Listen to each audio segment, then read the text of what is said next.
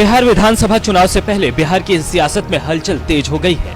सभी पार्टियां अपनी अपनी रणनीति बनाने में लगी हुई हैं, लेकिन आगामी विधानसभा चुनाव में इन पार्टियों के अलावा 4 और चेहरे हैं जो बिहार की सियासत को पूरी तरह से बदलने का मादा रखते हैं। वैसे मुकाबला एनडीए और महागठबंधन के बीच होने की उम्मीद है, लेकिन सियासत में कब कौन सा चेहरा जनता की आवाज बन जाए कहना मुश्किल है।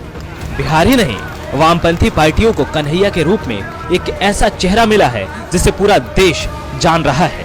न सिर्फ चेहरा बल्कि एक ऐसा युवा नेता जिसे सुनने को लोगों का हुजूम उमड़ पड़ता है। हाल ही में कन्हैया ने पटना के गांधी मैदान में एनआरसी के खिलाफ रैली की थी और इस रैली में भीड़ भी जुटी थी। 1 मार्च को नीतीश कुमार ने कार्यकर्ता सम्मेलन बुलाया था और जगह गांधी मैदान ही था। कम लोग होने के कारण नीतीश न सिर्फ सोशल मीडिया पर ट्रोल हो गए, बल्कि तेजस्वी ने कम भीड़ को लेकर नीतीश पर निशाना भी साधा था।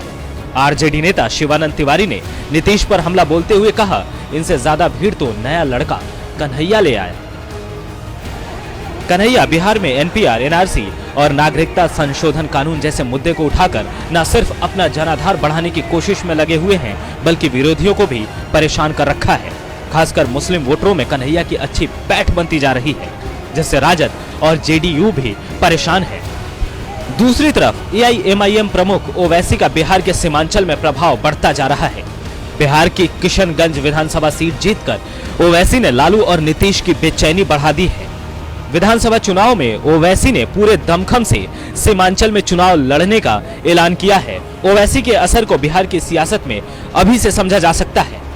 जेडीयू से निकाले जाने के बाद से ही प्रशांत किशोर लगातार इस कोशिश में हैं कि वे कैसे बिहार में एनडीए को हराएं। बात बिहार की करें तो कैंपेन के जरिए उनकी संस्था आईपैक लगातार युवाओं को जोड़ने में लगी है।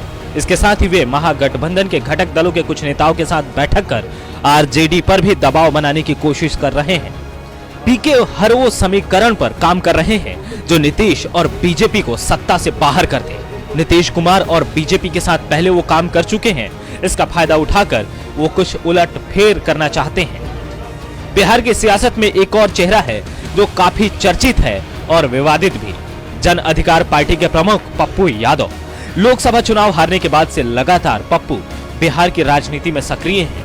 पिछले कुछ महीनों में जनता के बीच उन्होंने जबरदस्त छवि बनाई है, चाहे नाव में बैठकर पटना के लोगों को राहत सामग्री बांटने की बात हो या छात्रों के हक के लिए आवाज उठाने की बात हो। वे लगातार कई जिलों में घूम घूम कर अपनी पार्टी को मजबूत भी कर रहे हैं। बिहार को राजनीति की प्रयोगशाला कहा जाता है। राजनीति में चमत्कार की गुंजाइश तो होती ही है।